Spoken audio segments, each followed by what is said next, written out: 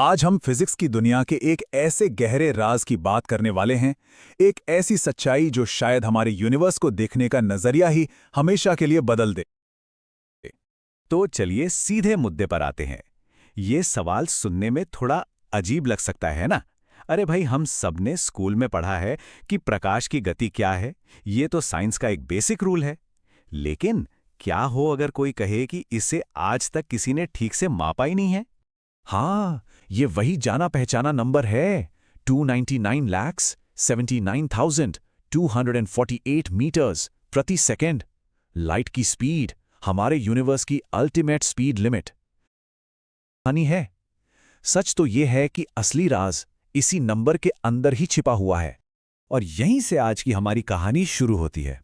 असल में ये जो स्पीड हम जानते हैं ना, वो एक राउंड ट्रिप स्पीड है। मतलब लाइट के पॉइंट ए से पॉइंट बी तक जाने और फिर बी से वापस ए तक आने की एवरेज स्पीड। इसका सीधा सा मतलब ये हुआ कि हमें ये तो पता ही नहीं है कि लाइट की जाने की स्पीड क्या थी और आने की क्या। हो सकता है दोनों बिल्कुल अलग हो। तो चलिए इस पहेली की गहराई में उतरते हैं। इस प्रॉब्लम को ठीक से समझने के लिए हमें थोड़ा सा इतिहास में पीछे जाना होगा। उस वक्त में जब साइंटिस्ट ने पहली बार इस मायावी स्पीड को पकड़ने की कोशिश की थी। देखें, शुरू में गैलीलियो ने दो पहाड़ियों के बीच लालटेनों का इस्तेमाल करके इसे मापने की कोशिश की, लेकिन लाइट इतनी ज्यादा तेज थी कि उन्होंने हार मान ली और कहा कि ये तो अनंत है। फिर काफी सालों बाद एक साइंटिस्ट आए, हिप्पोलाइट फिज़ो, जिन्होंने एक बड़े ही चालाक डिवाइस से पहली बार इसका एक ठीक-ठाक अंदाजा लगाया। फिज़ो का तरीका कमाल का था और बहुत सिंपल भी। उन्होंने एक घूमते हुए दांतेदार पहिए के बीच से लाइट की एक किरण भेजी। ये किरण कई मील दूर एक शीशे से टकराई और वापस आ गई। लेकिन ध्यान दीजिए, यहीं पर वो खास बात छिपी है।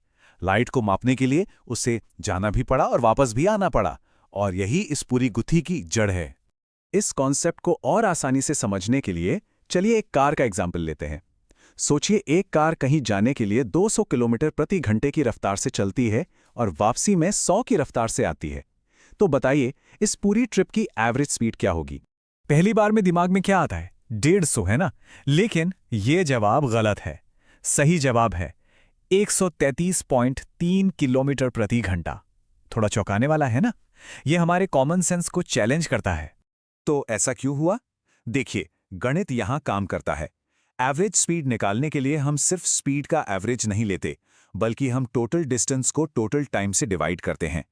और क्योंकि कार ने 100 किलोमीटर प्रति घंटे की धीमी रफ्तार पर ज्यादा टाइम बिताया, इसलिए ओवरऑल एवरेज 150 से नीचे खिंचकर 133.3 पर आ गया। अब इसी आइडिया को लाइट पर अप्लाई करके देखिए। क्या हो अगर लाइट भी ऐसा ही करती हो सकता है कि वो एक तरफ, मान लीजिए, 4 लाख किलोमीटर प्रति सेकंड की रफ्तार से जाती हो और वापसी में सिर्फ 2,40,000 की रफ्तार से। लेकिन जब हम इसका राउंड ट्रिप नापेंगे तो हमें एवरेज हमेशा वही मिलेगा, करीब करीब 3 लाख किलोमीटर प्रति सेकंड। तो इन सिर चकरा देने वाली पहेली को सुलझाया किसने? एल्बर्ट आइंस्टीन ने। लेकिन उनका तरीका वो नहीं था जो हम सोचते हैं। उनका जवाब किसी एक्सपेरिमेंट से नहीं आया। वो एक चुनाव था, एक फैसला था। आइंस्टाइन ने अपनी थ्योरी ऑफ रिलेटिविटी की शुरुआत एक पोस्टुलेट यानी एक अभिधारणा से की। अब ये पोस्टुलेट क्या होता है? साइंस में ये एक ऐसा बेसिक रूल होता है जिसे हम बिना किसी सबूत के सच मानकर आगे बढ़ते हैं, ताकि उसके ऊपर एक पूरी की पूरी थ्योरी खड़ी की जा सके। आइंस्टीन ने खुद अपने शब्दों में ये साफ किया था कि लाइट की वन वे स्पीड को कांस्टेंट मानना कोई खोज नहीं थी, बल्कि ये उनका एक फैसला था। एक ऐसा फैसला जो उन्होंने अपनी थ्योरी को काम करने लायक बनाने के लिए लिया था। ये कोई कुदरत का कानून नहीं था जिसे खोजा गया हो, बल्कि एक नियम था जिसे बनाया गया था। अब यहां एक सवाल उठता है कि भाई, आज तो हमारे पास सुपर एक्यूरेट एटॉमिक क्लॉक्स हैं। क्या हम उनका इस्तेमाल करके इस गुत्थी को सुलझा नहीं सकते? जवाब है नहीं। और इसकी वजह है एक क्लासिक कैच 22 सिचुएशन। देखिए, प्रॉब्लम क्या है? लाइट की वन वे स्पीड नापने के लिए हमें दो अलग अलग जगहों पर रखी हुई घड़ियों को एकदम परफेक्टली सिंक करना होगा। लेकिन उन्हें सिंक कैसे करेंगे? हमें एक घड़ी से दूसरी तक एक सिग्नल भेजना पड़ेगा, और उस सिग्नल को पहुंचने में कितना टाइम लगा, ये जानने के लिए हमें क्या चाहिए? जी हाँ, लाइट की वन वे स्पीड। मतलब जिसे हम नापना चाहते हैं उसे हमें पहले से ही जानना होगा। ये तो एक ऐसा चक्कर है जिससे बाहर ही नहीं निकल सकते। तो अब सबसे बड़ा सवाल, अगर ये सब सिर्फ एक मान्यता पर टिका है, तो फिर हमारा जीपीएस कैसे काम करता है? हमारे स्पेसक्राफ्ट्स कैसे सही जगह पहुंचते हैं? क्या सब कुछ गड़बड़ नहीं हो जाना चाहिए? नहीं, क्योंकि हमारी सारी टेक्नोलॉजी, चाहे वो जीपीएस हो या स्पेस कम्युनिकेशन, वो सिर्फ और सिर्फ लाइट की टू वे स्पीड पर निर्भर करती है, यानी राउंड ट्रिप स्पीड पर। और वो जो राउंड ट्रिप एवरेज है, वो हमेशा, हर बार एकदम पक्का और भरोसेमंद होता है। इसे समझने के लिए धरती और मंगल का उदाहरण लेते हैं।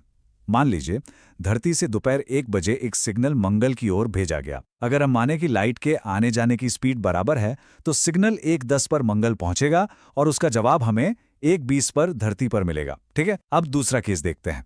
मान लीजिए लाइट जाने में आधी स्पीड से चलती है और वापस आने में अनंत स्पीड से, तो सिग्नल मंगल पहुंचेगा 1:20 पर, लेकिन जवाब तुरंत वापस आ जाएगा। तो धरती पर बैठे इंसान के लिए क्या हुआ? दोनों ही सूरतों में सिग्नल भेजने और जवाब पाने के बीच ठीक 20 मिनट का ही वक्त लगा। मतलब नतीजा बिल्कुल सेम है। तो चलिए अब बात करते हैं इस सब का मतलब क्या है, इसके सबसे गहरे और चौंकाने वाले नतीजों की। तो हमने अब तक क्या समझा? पहली बात, प्रकाश की गति जिसे हम जानते हैं वो असल में एक राउंड ट्रिप एवरेज है। दूसरी, इसकी असली वन वे स्पीड आज तक किसी ने नापी नहीं है, ये एक राज है। तीसरी, इसकी बराबरी का नियम आइंस्टाइन की एक खोज नहीं बल्कि एक तय की हुई परंपरा है। और सबसे हैरत की बात, इससे कोई फर्क ही नहीं पड़ता। हमारा यूनिवर्स दोनों ही सूरतों में बिल्कुल एक जैसा ही काम करता है। और अब एक आखिरी दिमाग घुमा देने वाला ख्याल, अगर ये सच है कि लाइट एक दिशा में अनंत स्पीड से चल सकती है, तो इसका मतलब पता है क्या है? इसका मतलब है कि जब हम रात में आसमान में किसी बहुत दूर के तारे को देखते हैं, तो हो सकता है कि उसकी रोशनी हम तक पलक झपकते ही पहुंच रही हो। हम शायद उस तारे का अतीत नहीं बल्कि उसका अभी देख रहे हैं। हम शायद पूरे यूनिवर्स को लाइव देख रहे हैं, जैसा वो ठीक इसी पल है। ये एक ऐसा आइडिया है जो फिजिक्स की हमारी पूरी समझ पर ही सवाल खड़ा कर देता है।